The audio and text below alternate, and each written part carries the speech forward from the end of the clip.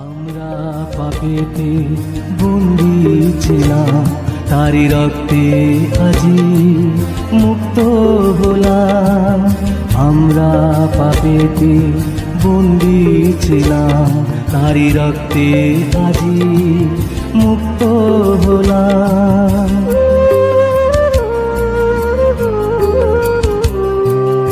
এসো সবে করি শপথ আজি। প্রিয় শ্রোতা বন্ধু, প্রভাত মরণে স্বাগত জানাই। আজ 2 নম্বর বিষয়টি দেখার চেষ্টা করব, পালকত্বের যত্ন বা পালক সংক্রান্ত যত্ন। আবারও আমরা প্রথম পিতর 5 অধ্যায় প্রথম 4 পদ পাঠ করব। অতএব তোমাদের মধ্যে যে প্রাচীন বর্গ আছেন, তাহাদিওকে আমি সহপ্রাচীন, খ্রিস্টের দুঃখ ভোগের সাক্ষী এবং প্রকাশিত ভাবী প্রতাপের সহভাগী আমি বিনতি করিতেছি, তোমাদের মধ্যে ঈশ্বরের যে পাল আছে তাহা পালন করো, অধ্যক্ষের কার্য করো, আবশ্যকতা প্রযুক্ত নয় কিন্তু ইচ্ছাপূর্বক, ঈশ্বরের অভিমতে, কুৎসিত লাভার্থে নয় কিন্তু উৎসুকভাবে করো, নিরূপিত অধিকারের উপরে কর্তৃত্বকারী রূপে নয় কিন্তু পালের আদর্শ হইয়াই করো, তাহাতে প্রধান পালক প্রকাশিত হইলে তোমরা অম্লান প্রতাপ মুকুট পাইবে। পিতর নিজেও একজন প্রাচীন ও পালক ছিলেন এবং তার দায়িত্ব প্রভু যিশুর কাছ থেকে পেয়েছিলেন এবং তা সম্পূর্ণ করেছেন। আমাদেরও সাহসের সাথে সেই দায়িত্বকে পালন করে যেতে হবে। তিনি সাধারণত 6টি দায়িত্ব প্রকাশ করেছেন। প্রথমত, যোগান দেওয়া।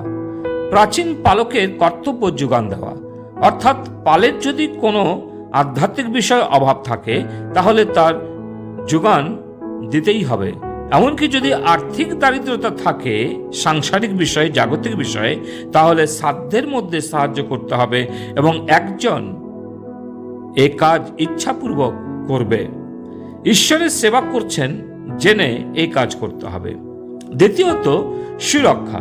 এই সুরক্ষা মণ্ডলীর ভেতরে এবং মণ্ডলীর বাইরে হবে। মণ্ডলীর ভেতর বলতে যেন কোনো ভ্রান্ত শিক্ষক ভুল শিক্ষার বীজ বপন না করে। বর্তমানে ভ্রান্ত শিক্ষকদের অভাব নেই। চার্চের মধ্যে থেকেই অনেক বাইবেলের ব্যাখ্যা ভুল দিয়ে থাকেন। আমি একজন পালকের কথা জানি, তিনি তার চার্চে একবার প্রচার করছিলেন, আমাদের বাইবেল হচ্ছে হোলি বাইবেল এবং হোলি খেলা মানে পবিত্র খেলা, তাই আমরাও এই পবিত্র খেলাগুলি খেলতে পারি। প্রিয়, অত্যন্ত দুঃখের বিষয় যে তিনি হোলি এবং হোলির মধ্যে পার্থক্য জানেন না এবং আমি জানি তাঁর চার্চের এমন একজন পুরুষও নেই যে ঈশ্বরের বাক্য যথার্থরূপে শিক্ষা দিতে পারে। অতএব পালককে শিক্ষার সম্বন্ধে সাবধান হতে হবে। মণ্ডলীর বাইরে অনেক সময় বিশ্বাসীরা তাড়নার মধ্যে দিয়ে যান, তাদের সুরক্ষার ব্যবস্থাও করতে হবে পালককে। তৃতীয়ত, শাসন। প্রিয়, যদি কোনো বিশ্বাসী ভুলভাবে পাপে জীবনযাপন করছে এবং মণ্ডলী তথা পালক প্রাচীনেরা জানেন, তাহলে ওই ব্যক্তিকে অবশ্যই শাসন করতে হবে। কয়েকটি ছোট ছোট বিষয় যেগুলো আমরা বলতে পারি না যে সেগুলো পাপ, কিন্তু আমি ব্যক্তিগতভাবে অনুভব করি সেগুলো পাপের দরজা। যেমন ধরুন, তামাক সেবন, ধূম্রপান করা, সামান্য মদ্যপান, সামান্য কিছুর সাথে আপোষ করে নেওয়া, এগুলো যদি চেতনা না দেন তাহলে সম্ভবপরতা রয়েছে এই ধরনের বিশ্বাসীদের মণ্ডলী থেকে হারাবেন। শাসন করা এবং নিজেও অনুশাসনে রাখা পালকের মুখ্য কর্তব্য। 4 নম্বর বিষয়টি হচ্ছে নির্দেশনা। এটা অন্যতম জরুরি বিষয়। পালকে কি নির্দেশ করছে? নির্দেশগুলি যেন ঈশ্বরমুখী হয়।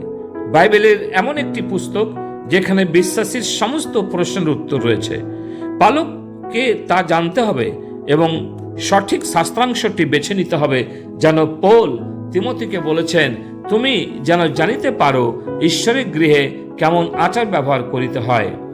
সঠিক নির্দেশনা পেলে পালের মণ্ডলীর যুবক ছেলে মেয়ে সঠিক পথে এগিয়ে যাবে। প্রিয় পালক বৃন্দ, মা বাবা ধ্যান দেবেন, যদি আপনার ছেলে ও মেয়ে সিনেমার সঙ্গীত চর্চায় রয়েছেন তাহলে সাবধান করুন, প্রভু যিশুর জন্য গাইতে বলুন। এখানেও সঠিক নির্দেশনার প্রয়োজন। 5 নম্বর হচ্ছে পরিচালনা। আমি পুনরায় একটি উদাহরণ দিতে চাই। একজন যুবতী যার জন্য সমস্ত চার্চ গর্বিত ছিল, যে ভাবত যে মণ্ডলীতে সক্রিয় ভূমিকা পালন করছে, ইউথ, সানডে স্কুল ইত্যাদি পরিচালনা করত।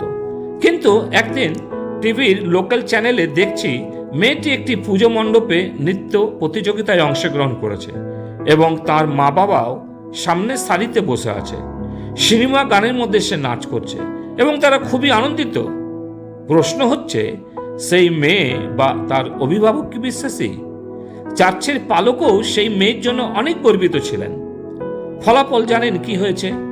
কয়েক মাসের মধ্যে ওই মেয়ে অন্য পরজাতীয় অবিশ্বাসী যুবকের সাথে পালিয়ে গেছে, আর তাকে চার্চে বা বিশ্বাসীদের সমাজে পাওয়া যায় না।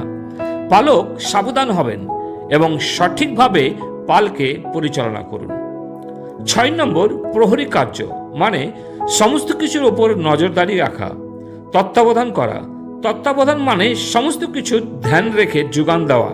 পালক, প্রাচীন বর্গ অবশ্যই যত্নশীল হবেন। অতএব লক্ষ্য রাখতে হবে সঠিক যোগান দিচ্ছে কিনা, সুরক্ষা দিচ্ছে কিনা, উত্তম শাসন করছে কিনা, সঠিক নির্দেশনায় পরিচালনা করছে কিনা এবং তত্ত্বাবধান করছে কিনা। ঈশ্বর আমাদের সাহায্য করুন যেন সঠিকভাবে আমরা দায়িত্ব পালনে সচেষ্ট হই। প্রভু তার বাক্যে আমাদের প্রত্যেককে আশীর্বাদ করুন। পিতা ঈশ্বর, তোমাকে ধন্যবাদ দিই আজকের এই সকালে। প্রভু, তুমি তোমার পবিত্র বাক্য দিয়েছ। প্রভু, আমরা দেখেছি পালকের যে সমস্ত দায়িত্বগুলি, প্রভু, যে 6টা দায়িত্ব আমরা বুঝেছি, তুমি অনুগ্রহ দাও যেন প্রভু তাতে আমরা আমাদের যথাশক্তি যেন প্রভু প্রার্থনার সাথে তা করতে পারি। প্রার্থনা মুক্তিদাতা প্রভু যিশু নামে চাই, আমেন। এসো সবে করি শপথ আজি, বলবো সবারে এ কথা, যিশু ছাড়া কেউ দ্বিতীয় আর নেই, সত্যিকারের মুক্তিদাতা। বদলে দি আজ সমাজ, লিখি নাম তার ঘরে ঘরে আজ।